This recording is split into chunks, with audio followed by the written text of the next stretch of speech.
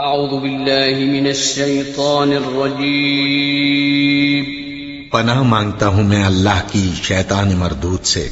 بسم اللہ الرحمن الرحیم شروع اللہ کا نام لے کر جو بڑا مہربان نہایت رحم والا ہے۔ اعوذ باللہ من الشیطان الرجیم بسم اللہ الرحمن الرحیم وأوحى ربك إلى النحل أن اتخذي من الجبال بيوتا ومن الشجر ومما يعرشون ثم كلي من كل الثمرات فاسلكي سبل ربك ذللا يخرج من بطونها شراب مختلف ألوانه فيه شفاء للناس إن في ذلك لآية لقوم يتفكرون والله خلقكم ثم يتوفاكم ومنكم من يرد إلى أرض العمر لكي لا يعلم بعد علم شيئا إن الله عليم قدير وأوحى ربك إلى النحل اور الہام کیا دل میں بات ڈالی تیرے رب نے الی النحل شہد کی مکھی کی طرف ان اتخذی یہ کہ بنا تو من الجبال بیوتا پہاڑوں میں گھر ومن الشجر اور درختوں پر ومما یعرشون اور اس میں جو لوگ چھپر بناتے ہیں ثم کلی پھر کھا من کل ثمرات ہر قسم کے پھلوں سے فصلوں کی پھر چل سبل رب کے اپنے رب کے راستوں پہ ذللا جو ہموار کیے گئے ہیں یخرج من بطونها نکلتی ہے من بطونها اس کے پیٹ سے شراب ایک پینے کی چیز مختلف الوان جس کے رنگ مختلف ہوتے ہیں فیہ شفاء للناس اس میں شفا ہے لوگوں کے لیے ان فی ذلک لآیہ بے شک اس میں البتہ نشانی ہے لقوم یتفکرون غور و فکر کرنے والے لوگوں کے لیے واللہ خلقکم اور اللہ نے پیدا کیا تمہیں ثم یتوفاکم پھر وہی تمہاری روح قبض کرتا ہے ومنکم من یرد اور تم میں سے بعض وہ ہیں جو لوٹائے جاتے ہیں الی ارذل العمر نکمی عمر کی طرف لکی لا یعلم تاکہ نہ وہ جاننے بعد علم شیئا جاننے کے باوجود کچھ بھی ان اللہ علیم قدیر بے شک اللہ ہے جاننے والے قدرتوں والے۔ اللہ جل شانہ کی قدرتیں اور اس کی توحید کے دلائل کا بیان ہو رہا ہے۔ گزشتہ آیت میں فرمایا کہ اللہ تعالی تمہارے لیے دودھ کو کس اپنی تخلیقی شاہکاری سے پیدا کرتے ہیں اور صاف شفاف دودھ اللہ کے جانور کے پیٹ سے نکالتے ہیں، اور اللہ تعالیٰ نے کیسے کھجور اور انگور تمہارے خوراک اور رزق کے لیے پیدا کیا۔ اب اسی طرح اللہ کی نعمتوں میں سے ایک بڑی نعمت جو شہد ہے اس کا ذکر کیا کہ اللہ نے یہ بھی نعمت تمہیں دی۔ وَأَوْحَى رَبُّكَ إِلَى النَّحْلِ نحل عربی میں شہد کی مکھی کو کہا جاتا ہے، اور نحل کے ویسے معنی عطیہ اور تحفہ کے ہوتے ہیں، تو چونکہ یہ بھی اللہ کا ایک خاص تحفہ ہے انسانوں کے لیے، اللہ کی خاص عطا ہے، اس لیے اس کو نحل کہا۔ اوحا ربک الی النحل الہام کیا دل میں بات ڈالی۔ جب وحی کی نسبت پیغمبر کی طرف ہو تو اس کے معنی وحی کرنے آسمان سے فرشتے کے ذریعے سے پیغام بھیجنے کے ہوتے ہیں، اور جب اس کی نسبت غیر نبی کی طرف کسی انسان کی طرف ہو یا کسی اور چیز کی طرف تو اس کا معنی دل میں بات ڈالنے کے ہوتے ہیں۔ تو یہاں وہی معنی ہے کہ اوحا ربک الی النحل، جیسے حضرت موسیٰ علیہ السلام کی والدہ کے بارے میں قرآن کریم میں فرمایا وَأَوْحَيْنَا إِلَىٰ أُمِّ مُوسَىٰ، اور وہی کہ ہم نے حضرت موسیٰ کی والدہ کی طرف، یعنی وہی سے مراد کہ ان کے دل میں ہم نے یہ بات ڈالی۔ اسی طرح یہاں پہ ہے وَأَوْحَى رَبُّكَ، اور دل میں بات ڈالی، جس کو عربی میں الہام بھی کہتے ہیں، رب کا تیرے رب نے الی النحل، شہد کی مکھی کی طرف، شہد کی مکھی کے دل میں اللہ نے یہ بات ڈالی کہ پہاڑوں میں تم اپنے چھتے لگاؤ، درختوں پر چھتے لگاؤ، اور لوگ جو انگور کی بیلیں یا اور اس طرح کی جو بیلیں لگاتے ہیں، چھپر بناتے ہیں، ان میں اپنے چھتے لگا کے اپنا ٹھکانہ بنا کے شہد تیار کر کر کے لوگوں کو دو۔ اللہ نے اس کا یہ کام اس کے ذمہ لگا دیا۔ یہ اللہ کی بڑی عجیب الخلقت مخلوق ہے شہد کی مکھیاں، ان کا ایک پورا نظام سلطنت کا ہوتا ہے۔ ان میں ایک بڑی مکھی ہوتی ہے جو ان کی سردار ہوتی ہے، جس کا نام یعصوب ہوتا ہے۔ یعصوب یہ بڑی مکھی جسے میں جسم کے لحاظ سے دوسری مکھیوں سے کی نسبت یہ بڑی ہوتی ہے، اور اس گروپ میں جتنی بھی مکھیاں ہوتی ہیں جن کی یہ سردار مکھی یعصوب ہوتی ہے، یہ پورا ایک باقاعدہ گروپ ہوتا ہے، ان کی گنتی ہوتی ہے، روزانہ حاضری لگتی ہے، اور جو شہد کا یہ چھتا یہ بناتی ہیں یہ گھر ہے۔ اس گھر کو یہ امام رازی رحم اللہ فرماتے ہیں کہ اللہ نے کس قدر اس کے عقل میں یہ بات ڈالی کہ یہ شہد کی مکھی اپنے گھر کو مسدس 6 کونوں کی شکل میں، مسدس شکل میں یہ اس کو تیار کرتی ہے۔ اور امام رازی رحم اللہ اپنی تفسیر رازی میں لکھتے ہیں کہ اس قدر اس کے تمام زاویے فکس اور صحیح ہوتے ہیں کہ اگر کوئی انسان ہاتھ سے اس طرح بنانا چاہے تو نہیں بنا سکتا، سوائے اس کے کہ انسان پرکار کا استعمال کرے، اور پرکار سے اور ان چیزوں کے آلات کو استعمال کر کے مسدس شکل جیسے انسان بناتے ہیں۔ تو اللہ نے اس ایک کیڑے کے اندر یہ اس مکھی کے دل میں ایسی بات ڈالی، ایسی عقل اس کو اللہ نے دی کہ یہ اپنے اندازے سے مسدس شکل کا گھر بناتی ہے، ایسا انسان اپنے ہاتھ سے سوائے آلات کے تیار نہیں کر سکتا۔ اور اس میں پھر دروازے کئی قسم کے بنائے جاتے ہیں، اور کئی قسم کی دیواریں، بہت سارے گھر اس کے اندر تیار کیے، جیسے انسان اپنے مکان بناتا ہے، کئی کمرے ہوتے ہیں، ان کے دروازے ہوتے ہیں، ان کی کھڑکیاں ہوتی ہیں، تو کئی منزلیں انسان اپنے مکان کس طرح کئی منزلوں میں اس کا گھر مسدس شکل میں یہ مکھی خود تیار کرتی ہیں۔ اور پھر جب مکان ان کا گھر بن جاتا ہے، پہاڑوں میں بھی بناتی ہیں، اور اسی طرح درختوں پہ، اور اسی طرح چھپروں کے اندر، اور پھر یہ اس میں شہد تیار کرتی ہیں۔ اللہ نے ان کی عقل میں بات ڈالی، مکان بنانے کے بعد بچے پیدا کرتی ہیں، ایک پوری فوج بنتی ہے، اور پھر اس کے بعد یہ شہد کو تیار کرنے کے عمل میں لگتی ہیں، اور پھر سب کی ڈیوٹی لگتی ہے، اور ساری مکھیاں جو سردار مکھی یعصوب ہوتی ہیں ان کو بکھیر دیتا ہے کہ اب جاؤ تم جا کے مختلف پتے ان کو چوس کے لے کے آؤ، اور مختلف پھول کی پتیاں ان سے جوس لے کر کے آؤ۔ یہ مکھیاں پھر جاتی ہیں اور مختلف جگہوں سے وہ جوس پتوں سے اور پھول کی پتیوں سے، ان جگہوں سے وہ اپنے منہ میں ڈال کر کے لے کے آتی ہیں، اور بڑا لمبا سفر یہ مکھیاں طے کرتی ہیں، اور ان کے بارے میں لکھا ہے کہ کم و بیش 50 کلومیٹر کا سفر 1 گھنٹے میں طے کرتی ہیں۔ اور اس میں ایک عجیب خاصیت اس مکھی کے اندر یہ ہے کہ یہ جس راستے پہ بھی جائیں واپس اپنے چھتے پہ آتی ہیں، جتنی دور بھی چلی جائیں یہ واپس اپنے چھتے پہ آتے، بھولتی نہیں ہے۔ اور پھر ان کے چھتے میں یہ ایک پورا نظام مملکت ہوتا ہے۔ جو بڑی مکھی ان کی سردار یعصوب ہوتی ہے، اس نے آگے پھر چوکیدار اور پہرے دار رکھے ہوتے ہیں۔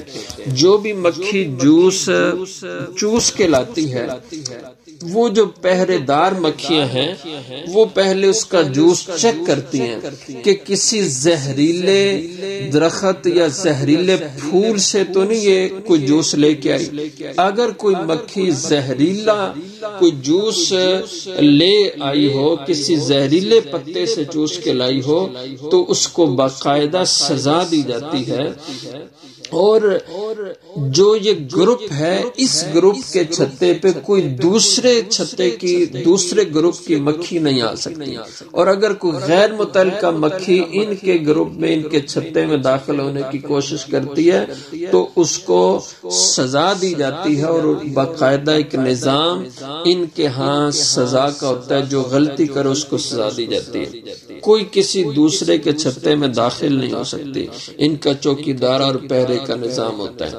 اور جو غلط جوس لے کے آئے زہریلا، بعد دفعہ اگر کوئی بہت خطرناک قسم کا جوس لے کے آئی ہو مکھی تو اس کو قتل تک کی سزا ملتی ہے.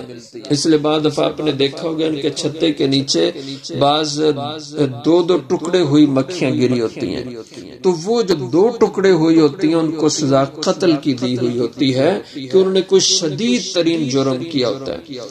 اب اگر وہ زہر والا قطرہ ایک جو اس نے منہ میں چوس کے لائی وہ اگر اس شہد میں داخل ہو جائے تو ظاہر انسان کی صحت کے لیے مضر ہے. اب اللہ کی قدرت دیکھیں، انسان ذرا غور کرے کہ اللہ نے اس کے لیے کس قدر نظام فائدے کا بنایا ہے، کس قدر اللہ نے مخلوقات کو اس انسان کی خدمت میں لگا دیا کہ کوئی مکھی زہریلا جوس چوس کے نہیں لا سکتی، لائے تو اس کو سزا ملتی ہے. تو 50-50 کلومیٹر کا یہ سفر کرتی ہیں اور پھر شہد کو تیار کیا جاتا ہے. تو یہ اللہ جل شانہ فرماتے ہیں کہ اللہ نے دل میں بات ڈالی شہد کی مکھی کے انتخذی من الجبال بیوتا، یہ کہ تو بنا من الجبال بعض پہاڑوں میں، یہ من تبعیضیہ ہے یعنی کچھ پہاڑوں میں جہاں تو چاہے، بیوتن گھر، ومن الشجر اور درختوں میں بھی بعض درختوں میں جہاں تو چاہے اپنے گھر بنا. تو بیت تو اصل انسان کے گھر کو کہا جاتا ہے، لیکن چونکہ اس کی بھی جو تعمیراتی کاریگری ہے وہ انسان کے مکان کی طرح، مختلف کمرے مکان کے ان کے دروازے، یہ بھی اسی طرح اپنا وہ چھتا تیار کرتی، اس لیے اس کو اللہ نے بیت کہا. ومما یارشون اور ان جگہوں پہ بھی تو اپنا چھتا لگا، اپنا گھر بنا، یارشون جو لوگ چھپر تیار کرتے ہیں. ثم کلی من کل ثمرات پھر کھا تو ہر قسم کے پھلوں سے، یعنی مختلف پھلوں سے، ان کے پتوں سے، ان کے پھولوں سے تو جوس چوس کے لے کے آ. فصلوں کی پھر چل تو سبل ربک ذللا اپنے رب کے راستوں پہ، ذللا جو ہموار کیے گئے. ہموار سے مانا کہ یہ واپس جب آتی ہیں تو راستہ نہیں بھولتی ہیں مکھیاں، جو بھی ہو جائے صحیح سیدھا اپنے گھر کو لوٹتی ہیں، راستہ نہیں بھٹکتی. یہ فرمایا سبل ربک ذللا، جو تیرے لیے تیرے رب نے راستے ہموار کر دیے تو ان پہ چل. یخرج من بطونہا، اللہ کی شان دیکھیں، یہ مکھی پتے سے تری چوستی ہے، پھول کی پتی سے، مختلف جگہوں سے ان کا جوس نکال کے اپنے منہ میں ڈالتی ہے، اور پھر اس کے بعد اس کو اپنے پیٹ میں لے جا کے واپس پھر منہ کے راستے سے اس کو نکالتی ہے تو وہ شہد بنی ہوتی ہے. تھوڑے ہی وقت میں اس کے پیٹ میں چیز جائے اور پھر واپس یہ اپنے پیٹ سے نکال لے تو وہ شہد کی شکل میں ہوتی ہے. یخرج جو نکلتی ہے من بطون ان کے پیٹوں سے، شراب ایسی شراب یعنی ایسی پینے کی چیز جس کا نام شہد ہے، مختلف الوان جس کے رنگ مختلف ہوتے ہیں، رنگ بھی مختلف ہوتے ہیں بعض شہدوں کے آپس میں، بعض کے سفید، سرخ اور زرد، یہ مختلف رنگتوں میں شہد ہوتی ہے، اور ذائقہ بھی مختلف ہوتا ہے. اور ان میں سب سے جو اعلیٰ قسم کی شہد گنی جاتی ہے وہ بیری کے جو پھول ہوتے ہیں ان کو چوس کے جو مکھی شہد تیار کرتی ہے وہ سب سے اعلیٰ دنیا میں گنا جاتا ہے، اس لیے وہ بہت مہنگی شہد ہوتی ہے. تو جیسے وہ پھول یا پتے ہوں گے اسی طرح کی شہد کی رنگت ہو جائے گی، اور اس شہد میں ان پھولوں کی ہلکی سی خوشبو اور ذائقہ بھی آئے گا۔ غالب مثلا سرسوں کی فصل جس علاقے میں ہو، اس علاقے میں اگر یہ مکھیاں اپنا چھتا بنائیں گی تو اس شہد کے اندر سرسوں والی رنگت، اس کے پھولوں والی ہلکی سی پلاہٹ اور معمولی سی خوشبو بھی اس میں محسوس ہوگی۔ تو یہ اللہ کی شان ہے۔ تو مختلف الوان و مختلف رنگ ہوتے ہیں اس کے۔ فی شفاء للناس، اس میں اللہ نے لوگوں کے لیے شفا رکھی ہے۔ حضور صلی اللہ علیہ وسلم نے ارشاد فرمایا کہ دو شفاؤں کو اختیار کرو، ایک شہد اور دوسرا قرآن۔ شہد جسمانی شفا ہے اور قرآن روحانی شفا ہے۔ اللہ تعالیٰ نے اس میں شفا رکھی ہے۔ تو جس بھی بیماری کے لیے اس کو استعمال کیا جائے، اللہ نے اس میں صحت رکھی ہے۔ ایک صحابی تھے، حضور کے پاس تشریف لائے، عرض کیا یا رسول اللہ میرے بھائی کا پیٹ خراب ہے، پیٹ ڈھال موشن جیسے جس کو آج کل بولتے ہیں، تو یہ بھائی کو پیٹ کی تکلیف ہے۔ آپ صلی اللہ علیہ وسلم نے فرمایا اس کو شہد پلاؤ۔ انہوں نے شہد پلائی، وہ اور بیماری بڑھ گئی۔ پھر حضور کے پاس آئے، یا رسول اللہ وہ تو آپ نے فرمایا شہد پلاؤ، پھر شہد پلائی، اور زیادہ شدید تکلیف ہوگی۔ پھر آئے حضور صلی اللہ علیہ وسلم نے فرمایا کہ شہد پلاؤ۔ فرمایا حضرت شہد 2-3 دفعہ پلائیے اور بڑھ رہی ہے بیماری، شہد پلانے سے اور بڑھتی ہے۔ تو اس پہ حضور صلی اللہ علیہ وسلم نے فرمایا صدق اللہ وَكَذَبَ بَطْنُ أَخِيكَ، فرمایا کہ اللہ نے سچ کہا ہے کہ شہد میں شفا ہے، تیرے بھائی کا پیٹ جھوٹا ہے۔ حضور نے فرمایا پھر جاؤ اور جا کے پھر اپنے بھائی کو شہد پلاؤ۔ اب جو چوتھی بار انہوں نے شہد بھائی کو پلائی تو اللہ نے شفا دے دی اور پیٹ بالکل ٹھیک ہو گیا۔ تو اللہ نے اس میں شفا رکھی ہے۔ ہاں البتہ مختلف بیماریوں میں انسان کی مختلف عمر کی جو سٹیج ہوتی ہیں ان میں کتنی کیسے استعمال کرنی ہے، کس بیماری میں کتنی کب کس انداز سے استعمال کرنی ہے، تو یہ حکامات سے اس کا مشورہ ہونا چاہیے۔ تو لیکن ہے اللہ نے اس میں شفا رکھی، اس کا طریقہ البتہ معلوم کر لینا چاہیے بیماری کی نوعیت اور عمر کے حساب سے۔ ان فی ذلک لآیۃ لقوم یتفکرون، بے شک اس میں البتہ نشانی ہے غور کرنے والے لوگوں کے لیے۔ واللہ خلقکم، اور اللہ نے تمہیں پیدا کیا، ثم یتوفاکم، پھر وہی اللہ تمہاری روح قبض کرتا ہے، یعنی اس کے حکم سے فرشتے آ کے روح تمہاری قبض کرتے ہیں۔ زندگی اور موت اسی کے ہاتھ میں ہے۔ ومنکم من یرد، اور بعض تم میں سے وہ ہیں جو لوٹائے جاتے ہیں الی ارذل العمر، رزیل عمر کی طرف۔ رزیل عمر سے مراد نکمی عمر یعنی ادھیڑ عمر، جس میں انسان عضو معطل ہو کے رہ جاتا ہے اور بے بس ہو جاتا ہے اور کسی کام کی اس میں جسم میں طاقت اور قدرت نہیں رہتی۔ یہ ارذل عمر کس عمر کی سطح کو بولا جاتا ہے؟ مختلف اس میں اقوال ہیں۔ حضرت قتادہ رحم اللہ فرماتے ہیں 90 سال کی عمر ارذل عمر ہوتی ہے۔ حضرت علی المرتضیٰ رضی اللہ عنہ کا قول ہے کہ 75 سال کی عمر یہ ارذل عمر ہوتی ہے۔ ایک تیسرا قول بھی ہے کہ 80 سال کی عمر کو ارذل عمر کہا جاتا ہے۔ تو بعض وہ ہیں جو یرد و لوٹائے جاتے ہیں الی ارذل العمر، نکمی عمر کی طرف، لکی لا یعلم بعد علم شیئا، تاکہ انسان یعنی وہ عمر ایسی انسان اس عمر میں چلا جاتا ہے کہ تاکہ وہ نہ جانے بعد علم شیئا، جاننے کے باوجود کچھ بھی، یعنی معلومات انسان کو ہوتی ہیں لیکن معلومات یہ انسان کی عقل سے نکل جاتی ہیں، یعنی بھول جاتا ہے انسان۔ مثلا کچھ دیر پہلے کھانا کھایا تو اتنا بڑھاپے کا غلبہ ہوتا ہے کہ تھوڑی دیر کے بعد بھول جاتا ہے میں نے کھانا کھایا بھی کہ نہیں، یا کیا اس وقت میں نے کھانا کھایا، یہ بھول جاتا ہے۔ سامنے بیٹا بیٹھا ہے، بڑھاپے کی اتنی شدت ہو جاتی ہے کہ اپنے بیٹے کو پہچانتا ہے، بھائی کو نہیں پہچانتا، پڑوسی کو نہیں پہچانتا۔ تو یہ مفہوم ہے لکی لا یعلم بعد علم شیئا، تاکہ جاننے کے باوجود نہ جانے، ایسی عمر ہوتی ہے۔ اسی لیے حضور اکرم صلی اللہ علیہ وسلم نے حدیث میں آتا ہے پناہ مانگی ہے کہ اللہ مجھے اس ارذل عمر سے پناہ عطا فرما۔ ان اللہ علیم قدیر، بے شک اللہ تعالی جاننے والے ہیں، سب کی عمروں کو اللہ جانتے ہیں، کس کو کتنی عمر اللہ نے دینی ہے یہ سب اس کے علم میں ہے۔ قدیر قدرتوں والے ہیں کہ وہ جس وقت جس کو چاہے لے لے، بوڑھا باپ چارپائی پہ موت کے انتظار میں ہو، جوان بیٹا چل بسے، اس کو پوری قدرت حاصل ہے، وہ جب چاہے جو چاہے فیصلہ کرے۔